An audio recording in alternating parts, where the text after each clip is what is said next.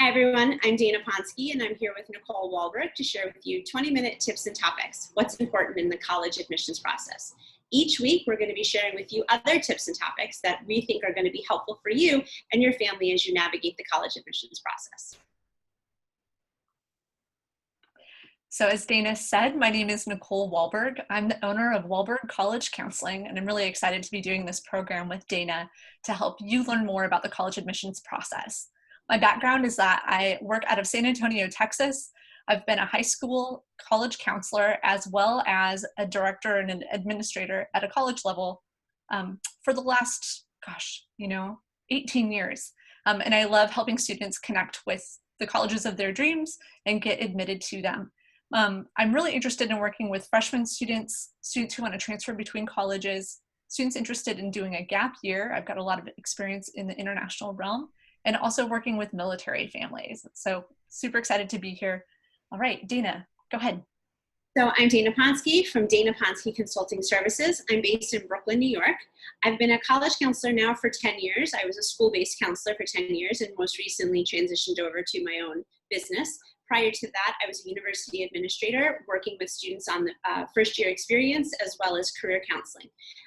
My interests are working with high school students who are going to college, college students who are looking to transfer or participate in graduate school, students who are interested in exploring the career development process, students who are looking for a quality Jewish life on campus, and those students who are choosing to live a sober life looking for sober living communities as well.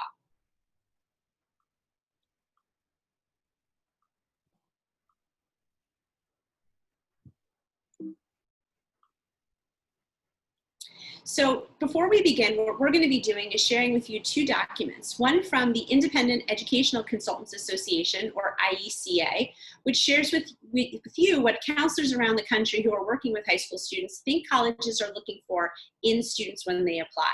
This is a really helpful document. There are 12 different topics and criteria and priorities that college admissions officers have kind of shared with counselors that they're looking for in their ideal candidate for college admissions. So we're going to be sharing you with this document. In addition to that, we're going to be sharing with you a next document called from the National Association of College Admissions Counselors, which shares with you percentage of colleges attributing different levels of importance to factors in admissions decisions for first-time freshmen. And these two documents you're going to see are going to have a lot of crossover in the content that they're sharing. Basically sharing with you ideas of how much importance they put in grades, in test scores, essay writing, demonstrated interest, extracurricular activities. And today we're going to talk to you a little bit about each one of those topics so that you have a better understanding of what college counselors and college admissions counselors think are important in the college process. So first we wanted to make sure we touched base about the rigor of your high school curriculum. So what does rigor mean? Really, it's the intensity level of a class and how many of those classes you're taking on your schedule. So it's not just, am I taking an AP course or an honors course? It does also relate to how many of those courses are you taking. This is all evaluated within the context of what your school offers. So if you're going to a high school where they only offer honors courses, they don't offer advanced placement or international baccalaureate or dual degree credit courses from a college, that's okay. You're going to be evaluated in terms of what your school offers. The admission counselors know what your school offers and they can see that on the school profile. However, you also want to keep in mind, what level of courses are best for you. So you want to find that balance between taking those more rigorous honors AP, IB courses and also maintaining a strong GPA. So colleges are really seeking to understand, can you manage their level of curriculum and how much have you challenged yourself? And that really is why they're looking at the rigor of the courses that you're choosing to take within the context of your high school. Do challenge yourself. Don't take the bare minimum. Colleges are going to know if you're just taking the baseline or base level classes, or if you are extending yourself and really trying to take on some more intense coursework based on what your high school is offering. You also want to be mindful of taking graduation requirements, taking admission requirements, not just graduation requirements from your high school. Your high school will require different and certain things to graduate, but that doesn't mean that you're fulfilling the academic requirements to be admitted to the college of your choice. So as you're looking at colleges and universities, make sure you're checking out how many years of science, foreign language, social sciences, and English that they want you to take so that you're maintaining that rigor level to be admissible to that college. So just like I alluded to in the previous slide, you want to find that balance because your grades do matter. So all colleges are looking for either a steady state grade trend where you're doing wonderfully, got a strong GPA, taking those rigorous classes, stretching yourself, and you're maintaining your GPA all the way through your 4 years in high school. Or if you have a little blip, if you're struggling a little bit, they want to see an upward grade trend. And what that means is your grades are getting progressively stronger throughout the duration of your time in high school. They're going to look at this even into your senior year of high school. So do know that your high school grades all the way through your senior year are going to count, maybe even more so this year. Traditionally, the junior year is the last full academic year on your transcript, but both Dana and I know and understand that this past spring, for those of you who are rising seniors, was way different than anybody anticipated that it was going to be. Because of that, we're anticipating that colleges are going to take a little more time at looking at your senior year transcript to see how you did in your courses this coming fall. Because of that, make sure you're staying the course, you're continuing to academically challenge yourself, but you're also keeping an eye on how is that going to progress you up that grade trend, that positive grade trend, as you're moving through the remainder of your senior year. You might be wondering what's better, academic rigor or that high GPA? Well, again, like I said, colleges are going to be able to see if you challenged yourself based on what your high school offers and how you did within that challenge. The ideal answer that I would love to give you is you want to have a lot of rigor with a high GPA. However, you really do want to think about your strengths and find balance that might be more realistic for you. Think about, where are you strongest? What academic areas do you excel in? If you're really great in math and science, maybe you challenge yourself with more rigorous courses in the math and sciences and play to your strong suit. You don't have to take every AP IB course that your school offers, but you do need to challenge yourself within your capabilities to show your college and university that you're applying to that you are up to the challenge of taking on their academic work. Okay, so next we're going to talk about test scores. So test scores are always this stressful time for a lot of students, but we say that test scores, while they've always mattered, they only might matter now. Because of everything that's been going on over the last few months, there's been a lot of changes with test taking, the ability to do some testing because of limitations of whether or not things are open. So what we're going to do is do a quick overview of the test scores and the tests that are available to students that are going to matter or might matter in the future. So the two most popular are the ACT and the SAT. For most students, you choose between those two to determine whether or not you want to move forward in the process with them. The SAT, on the most simplistic level to explain it, is more about logic games. It is taking the content that you've learned in high school and using logic to help answer certain questions, whereas the ACT is much more straightforward. Sometimes the word people will use is it's a regurgitation test. You're essentially taking the information you've learned in high school and now you're answering questions on a particular test.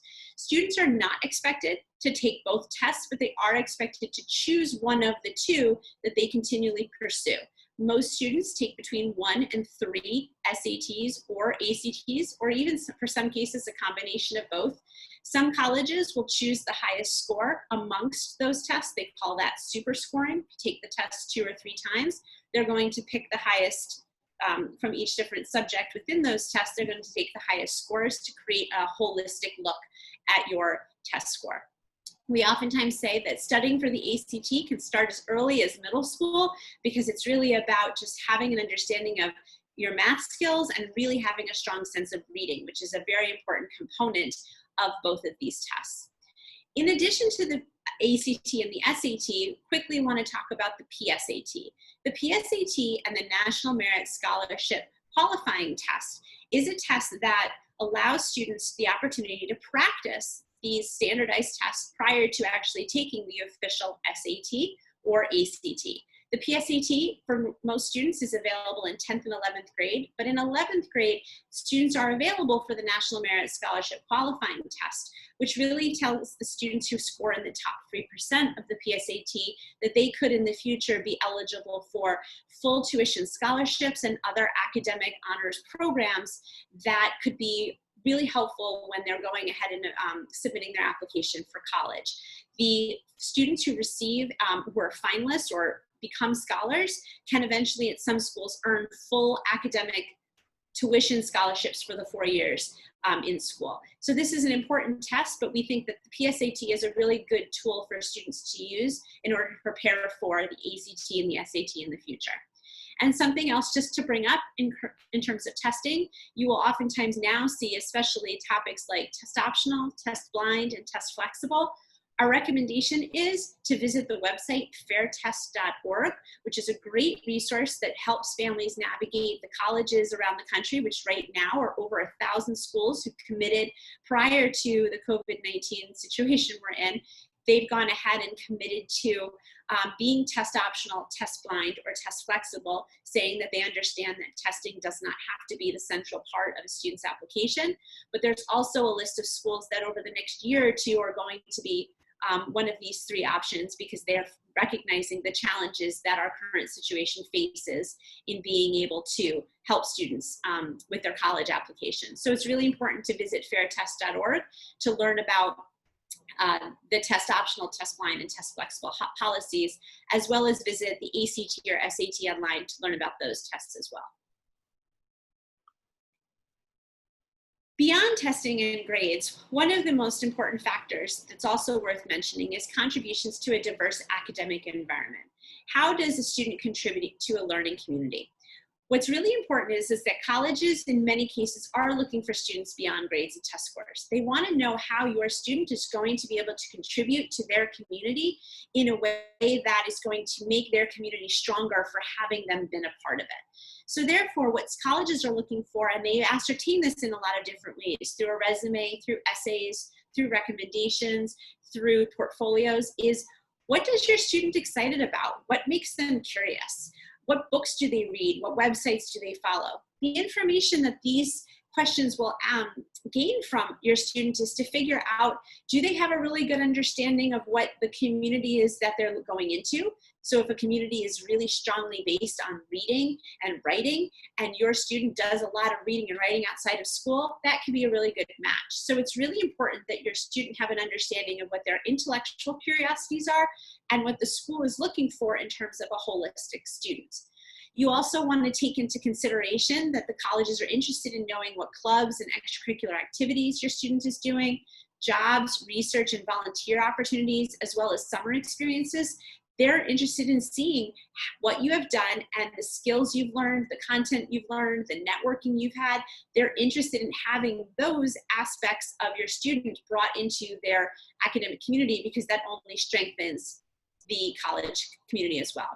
And also there's other factors, demographic differences and opportunities. If you're a student, colleges do look at certain locations. So if you have a student who's in one part of the country, and I usually will say the Pacific Northwest, and is interested in going to the Southeast, that is appealing to people in the Southeast, because there's a different lifestyle, there's a different way of living that can be really enhancing to a school that's in the Southeast region of the United States. Religious preferences are usually taken into consideration so that a school knows whether or not that school can support that student in their religious choices. Athletic abilities, if you have an athletic ability, you might be able to join in on a school's athletic teams, or you have team working skills or individual talents that that school could really benefit from. Other skills in general, foreign language skills, critical thinking skills, anything like that, and also cultural connections. If you have a cultural background, a religious background, a racial background, an ethnic background, that particular school is able to support or is looking to have participate into their campus community to help grow and strengthen their environment, they're looking for that as well. So colleges are also looking to understand your involvement, just like Dana talked about with your extracurricular activities, any leadership opportunities that you've had or taken advantage of, And again, related back to that intellectual curiosity, which demonstrates itself through the books you read, the clubs you're involved in, the classes you take. When colleges are looking at this, they're looking for quality of involvement in leadership over quantity of involvement or leadership. And what that means for you is you don't have to do everything under the sun. You don't have to have a 5-page long resume in order to demonstrate that you've been involved or that you've had leadership opportunities and are curious about the world around you. You really want to think about, how can you get involved at a deeper level in the things that you already love to do? For example, I was an athlete in high school. I played softball. One of the things that I enjoyed doing outside of playing on the team and my club team was coaching at clinics that happened in the local area for younger students. You could also take on an umpire or a referee role, or maybe you teach a neighborhood kid how to play catch, whatever that might be. Think about what are the different ways that you can share your time and your talent with those around you. That can be developed into a leadership opportunity as well. If you take on something within a coaching clinic, specifically related to batting or pitching or whatever that might be, if that's your specialty, now you've created a leadership role for yourself. Even though you're not leading the entire clinic, you're still taking on a role and helping guide people in learning a new skill. That can be applied to the arts. It can be applied to other interest areas as well, whether it's in STEM or, reading. There's so many opportunities for getting involved at a deeper level in the community. Just think about how can you share your time and your talents with others, and that can really highlight your involvement in leadership opportunities. In terms of depth and breadth, I just kind of explained that a little bit. You take on leadership roles when possible. It doesn't have to be the traditional president of the senior class or president of a specific club. Really think about how can you lead, what projects or programs are the groups that you're involved with taking on right now? Is there a place for you that you'd be interested in that you can participate with in that club or organization? This also doesn't have to happen solely within school. So think about community organizations. Maybe you have a job. Maybe you're doing something within your family that's really vital to the day-to-day functioning of your family that you can take on more of a role with. That also indicates leadership. Colleges want to know about that. They want to know if you have a job. They want to know if you're a babysitter, what else you do for your family, because those are all ways that you're spending your time and things that demonstrate skills, values that you have, and a knowledge set that you can bring to campus. Those things also help illustrate your character. And this is what they mean by character development. What experiences on a day-to-day basis do you, value? And then how do those things shape the world that you're in and the way that you view the world? They really want to know what is the world that you come from. And you can talk about that on your essay. You'll have the opportunity to also highlight those activities and experiences on a resume. So for the resume, one of the most important things to remember is the resume is the window into your soul. It basically is going to tell a story about your life or show aspects of your life that a college admissions counselor would not otherwise know by looking at any other part of your application. And that is a very important point to focus on, that you're not there to go ahead and create a document that's a narrative version of a resume. What you're really trying to do is to create a story about your life and share that with somebody that really involves a lot of personal reflection. The common application, which is an application where almost, I think, closer to 1,000 schools are participating on, meaning students fill out one application and can be used for many different schools, has a primary essay. There are 7 different topics that a student can choose from. Those topics generally are very useful because they can be oftentimes seen in other schools that don't participate in the common application. The topics are generally pretty much the same.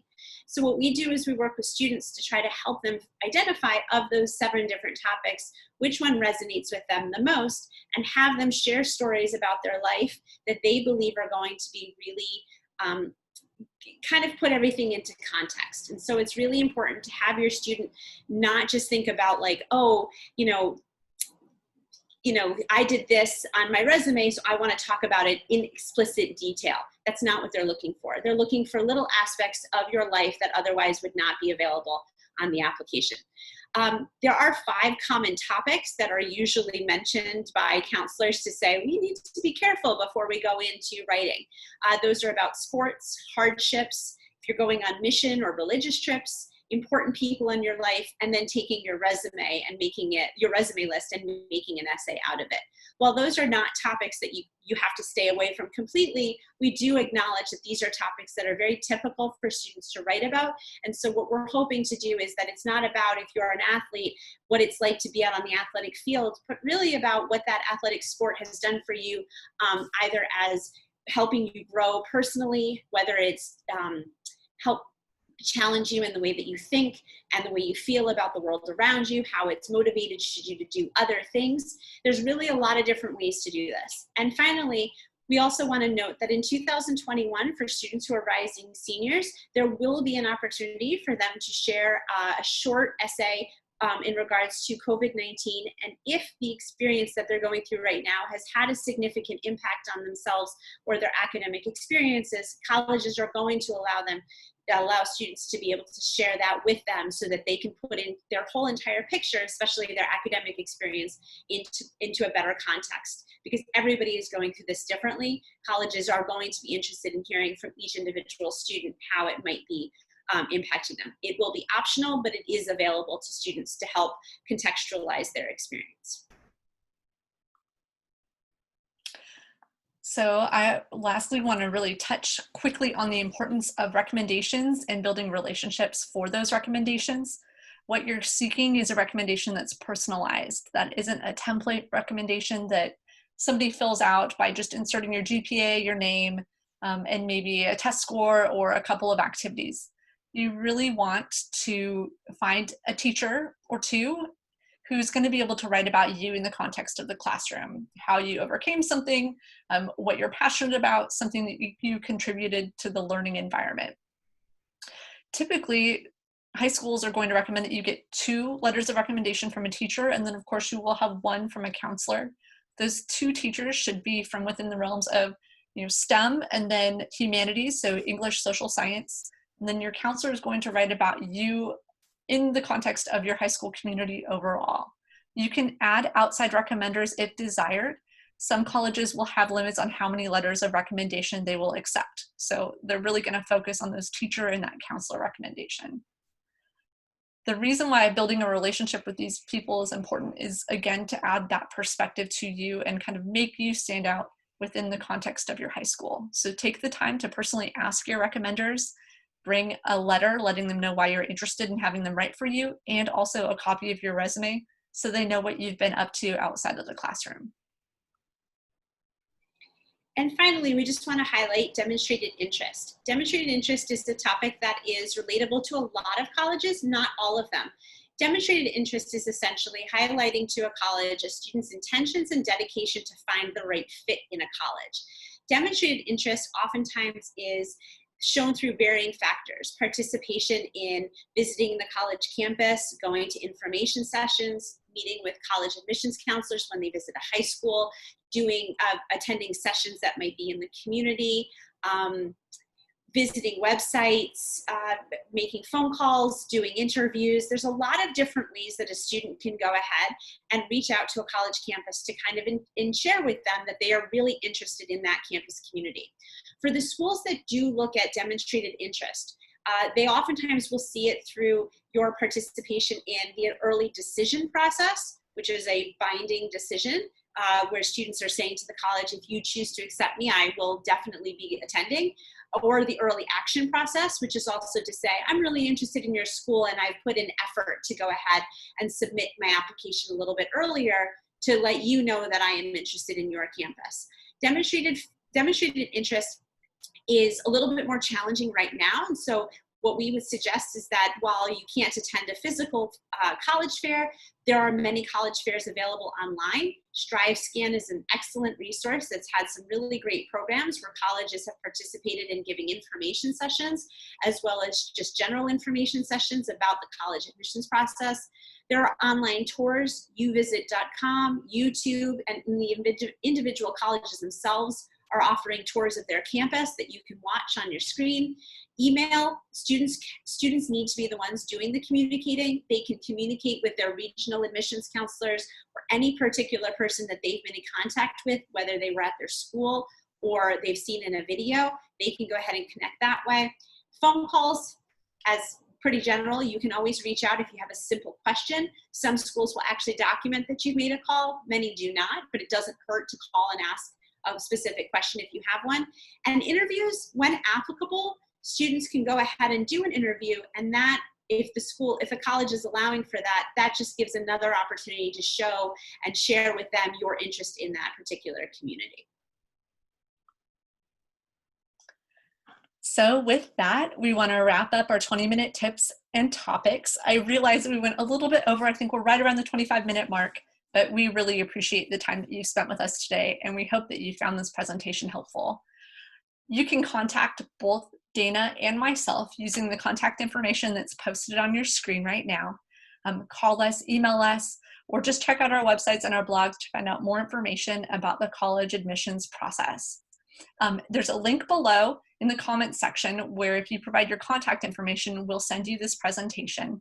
And then you can also communicate with us via email if you'd like to see other topics covered. We'd love to hear from you. Thanks so much for your time. Bye. Thanks,